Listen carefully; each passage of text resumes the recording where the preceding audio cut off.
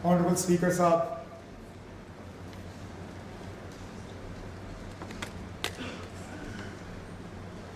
मौत से किसको रास्तागारी है, आज वो कल हमारी बारी है। बिल्कुल वही बात जो लीडर ऑफ द ऑपोजिशन ने हाउस के सामने रखा, मैंने भी अपनी बात दूसरे अल्फाज में उन्हीं हालात से शुरू किया। आपकी तरफ से जो हाउस के सामने मातमी करारदाद पेश किया गया, उसके हक में बोलने खड़ा हुआ। साथ वो हस्तियां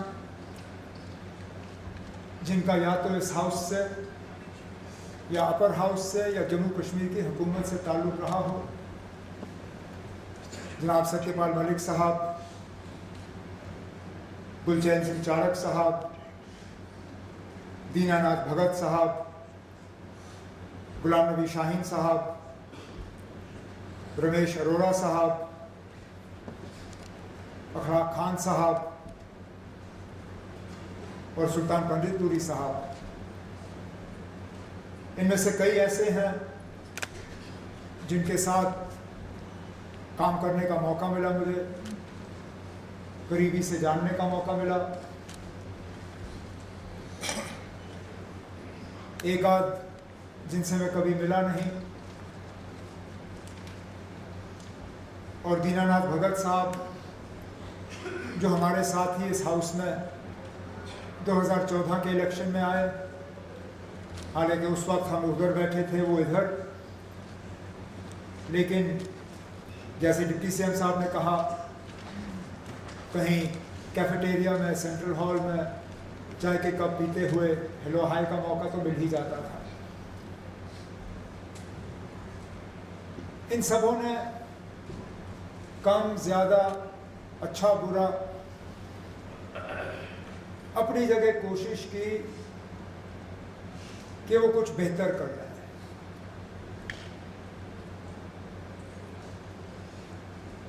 हम में से कोई ऊपर वाले की तरफ से भेजा हुआ फरिश्ता नहीं है। जाने अनजाने गलतियां सबसे हो जाती हैं, हमसे भी होगी। और इसलिए मैंने कहा आज इनकी बारी है, कल हमारी बारी होगी। कब, वो हमें से किसी को नहीं मालूम। लेकिन इतना तो हम मान के चलते हैं कि इस दुनिया को कभी ना कभी हमने छोड़ के जाना है। ये हाउस होगा, यहाँ पे मेंबर होंगे, हुकूमत होगी, ऑपोजिशन होगा। इसी तरह हमें भी याद किया जाएगा और उम्मीद की जाती है कि हमसे पहले जो इन कुर्सियों पर बैठे थे, जो इन कॉरिडोरों से गुजरे, जिन्होंने जम्मू कश्मीर के लिए कुछ करने की कोशिश की, उनसे हम कुछ सीखें।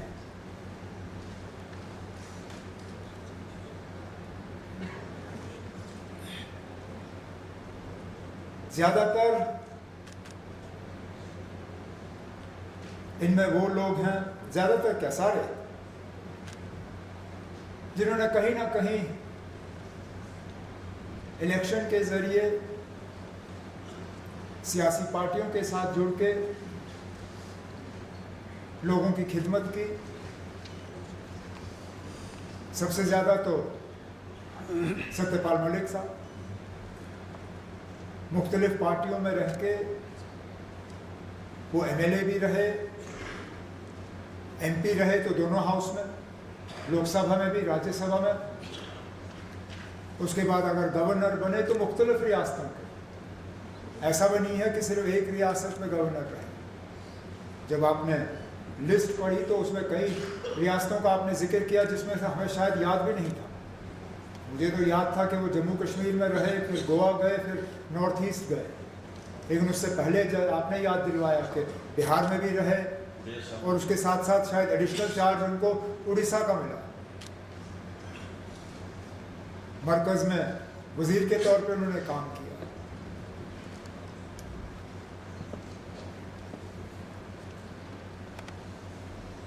सब जो है कहीं ना कहीं हिस्ट्री की जब किताब लिखी जाएगी तो हर किसी का उसमें छोटा बड़ा पैराग्राफ होगा, उसमें मलिक साहब का भी होगा। हमारी राय अलग हो सकती है, लेकिन इतना हम मान के चलें कि उन्होंने जो किया उस वक्त बेहतर सोच के किया, और इसी चीज को हम लेके आगे चलें। चाणक्य साहब, पिछली हुकूमत में भी मुझे उनके साथ करीबी से काम करने का मौका मिला, क्योंकि मुबारक मंडी को लेके वो बहुत ही ज़्यादा परेशान रहते थे। जो बाकी उनका रहा डोगरा सदर सभा, एजुकेशन के सिलसिले में, सियासत के सिलसिले में, वो तो रहा, लेकिन मेरे साथ सबसे ज़्यादा अगर उनका एक तालमेल बना रहा वो मुबारक मंडी को लेके, कि किस तरह जम्मू की वो हेरिटेज, जम्मू कश्मीर की वो हेरिटेज जो है उसको हम बचा के रखें। ये हुकूमत बनने के बाद भी 2-3 मरतबा वो मुझे मिलने आए, बातचीत हुई, लंबी बातचीत हुई, और इसी पे उनका ज़्यादा फोकस रहा कि किस तरह जो काम अधूरे रह गए हैं उनको हम मुकम्मल करें। दीनानाथ भगत साहब जो हुकूमत में पहले एडमिनिस्ट्रेशन के तौर पे फॉरेस्ट डिपार्टमेंट में थे, फिर सियासत में आए, इलेक्शन लड़ा, कम ही मौका मिला उस वक्त, क्योंकि 15 में एमएलए बने, 18 में जो है डिसोल्यूशन हुआ, तो कम मौके में जितना उनसे हो सका उन्होंने किया। लेकिन आज भी अगर आप देखें तो हाउस के दोनों तरफ से जब उनको याद किया गया तो इसके लिए याद किया गया कि वो ज़मीन से जुड़े हुए थे, लोगों की खिदमत करने की वो इच्छा रखते थे, और जितना उनसे हो सका उन्होंने किया। शाहीन साहब के साथ तो मैं कहूँ तो इस पूरे लिस्ट में अगर किसी के साथ सबसे ज़्यादा नज़दीकी से मुझे काम करने का मौका मिला तो शाहीन साहब के साथ। जब से मैं सियासत में आया तब से कहीं ना कहीं शाहीन साहब के साथ वास्ता मेरा बना ही रहा। पहले यूथ में थे, फिर पेरेंट में आए, सूबाई सदर साहब थे जब मैं पहले आया। उनकी बहादुरी के बारे में जितना कहा जाए कम है, वफादारी के बारे में तो सबने कहा, और उनकी वफादारी पे भी मतलब जितना कहा, जितना मैं कहूँगा कम होगा। कभी वो जमात से दूर नहीं है, लेकिन उस बहुत बड़े हादसे के बाद, जिसको शायद गलती से तारेगामी साहब ने एक्सीडेंट करार दिया, एक्सीडेंट नहीं था ना, वो हमला था। माइंड ब्लास्ट के ज़रिए उनको ऐसा जख्म मिला, अगर वो उसके बाद घर बैठते तो शायद हम में से कोई शिकायत नहीं करता, लेकिन तब भी उस हमले के बाद उतना भारी जख्म उनको पहुंचा, उसके बाद भी वो बैठे नहीं रहे। कभी भी नेशनल कॉन्फ्रेंस के दफ्तर में कोई मीटिंग होती थी तो शाहीन साहब वहाँ पहुँच जाते थे। कहीं पे भी डॉक्टर फारूक अब्दुल्ला साहब की तरफ से उनको कोई काम सौंपा जाता था तो शाहीन साहब कभी उफ नहीं करते थे, निकल के उस काम में हिस्सा लेते थे। और न सिर्फ नेशनल कॉन्फ्रेंस के झंडे बल्कि मुल्क के झंडे को यहाँ बुलंद रखने में शाहीन साहब का जो एक कंट्रीब्यूशन रहा है उसको हमें कभी भूलना नहीं चाहिए। रमेश अरोड़ा साहब को मैं जानता नहीं था, लेकिन आपके ज़रिए सुना, बाकी ऑनरेबल मेंबरान जिन्होंने उनके याद में यहाँ कुछ अल्फाज जाहिर किए। एक जाने माने वकील, एडिशनल एडवोकेट जनरल के तौर पर उन्होंने हुकूमत में भी काम किया, फिर बार एसोसिएशन के वाइस प्रेसिडेंट भी रहे, और फिर सियासत में आके भी उनका एक नुमाया रोल रहा। अखलाक खान साहब, उनके साथ भी काम करने का मौका मिला। बिल्कुल सही कहा मेरे नौजवान साथी एजाज जान साहब ने, बहुत कम बोलते थे। मुझे अक्सर बेशतर एजाज की तरह याद है, मीटिंगों में वो आया करते थे लेकिन कुछ बोले बिना निकल जाते थे। और मैं भी एक आध बार उनसे मैंने पूछा था, इकराम खान साहब कुछ कहना नहीं है, कहा ना मेरी बात जो है वो मेरे यहाँ रहने से ही फारूक साहब समझ गए हैं, बाकी इशारतन मुझे जो कहना था वो मैंने कह दिया। ये शायद हम में से कम ही लोगों को ये आदत होगी। हम जब फिर माइक के सामने खड़े हो जाते हैं, फिर बोलना शुरू कर जाते हैं, फिर बैठना, ना हम बैठ जाते हैं ना हम आपकी घंटी जो है वो सुन पाते हैं। लेकिन अखलाक खान साहब यहाँ होते तो शायद इतने भी अल्फाज इस्तेमाल नहीं करते, उठ के कह देते कि मैं खिराज अकीदत पेश कर रहा हूँ और बैठ जाते। और आखिर में मोहम्मद सुल्तान पंडितपुरी साहब, मैं पहले तो उनके घर वालों को, उनके साथियों को हुकूमत के तरफ से मैं माजरत खा हूँ कि उनका नाम रह गया, नहीं रह जाना चाहिए था। और ये चूक कहाँ पे हुई, आपने इसका नोटिस दिया और मैं उम्मीद करूँगा कि चीफ सेक्रेटरी ने भी आपके ये अल्फाज सुने होंगे। मैं चाहूँगा कि इसमें एक एक्सप्लेनेशन लिया जाए कि अगर डिस्ट्रिक्ट से ये इतला मांगी गई तो ये नाम रह क्यों गया। ऐसा नहीं है कि इनको कोई जानते नहीं थे, 90 साल इनकी उम्र थी, महज राजकुमारी से लेके आज तक वो सियासी मैदान में जुड़े रहे और उनका नाम रहने जाना चाहिए था। ये एक गलती हुई है जिसके लिए मैं माजरत खा हूँ। और उसके साथ साथ जो आपने जिक्र किया कि कुछ ज़िलों से जवाब आया भी नहीं, ये भी अच्छी बात नहीं है। हाउस को इस तरह लाइटली नहीं लिया जाना चाहिए और मैं उम्मीद करूँगा कि चीफ सेक्रेटरी की तरफ से उनसे एक्सप्लेनेशन ज़रूर लिया जाएगा।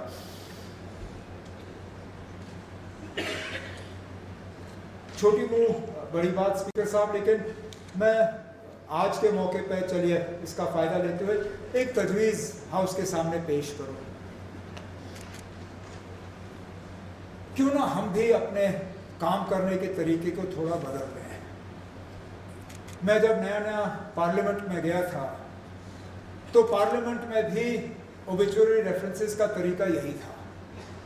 स्पीकर साहब की तरफ से ओबिचुरी रेफरेंसेस मूव की जाती थी, फिर ऑनरेबल मेंबरान जो है तकरीर किया करते थे, लंबा सिलसिला चलता था, फिर हाउस एडजर्न किया जाता था और एक दिन हमारा उसमें निकल जाता था। उसके बाद एक किसी को शायद अकल आई या किसी ने सोचा कि ये पार्लियामेंट के वक्त का सही इस्तेमाल नहीं है और तरीका बदला दिया गया। स्पीकर साहब की तरफ से अब ओबिचुरी रेफरेंस मूव की जाती है, कोई तकरीर नहीं होती। स्पीकर साहब उस वक्त फिर तमाम ऑनरेबल मेंबर से गुजारिश करते हैं कि वो अपनी नशस्तों पर खड़े होकर 1 मिनट की खामोशी इख्तियार करें और उसके बाद अगर कोई सिटिंग मेंबर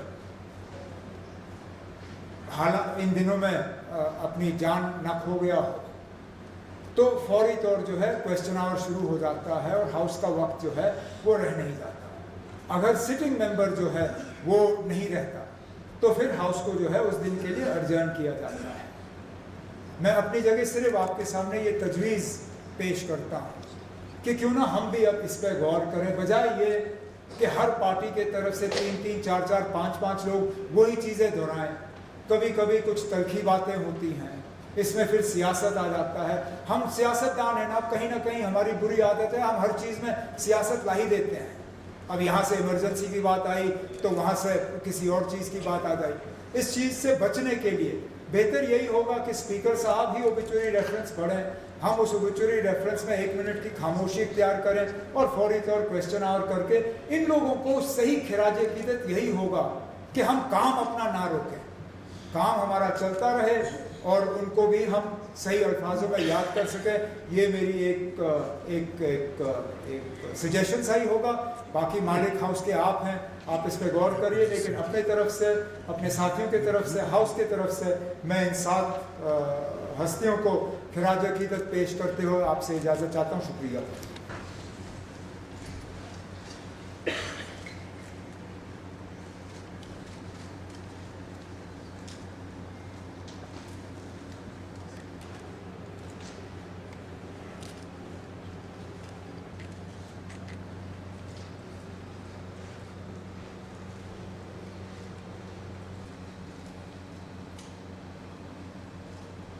I should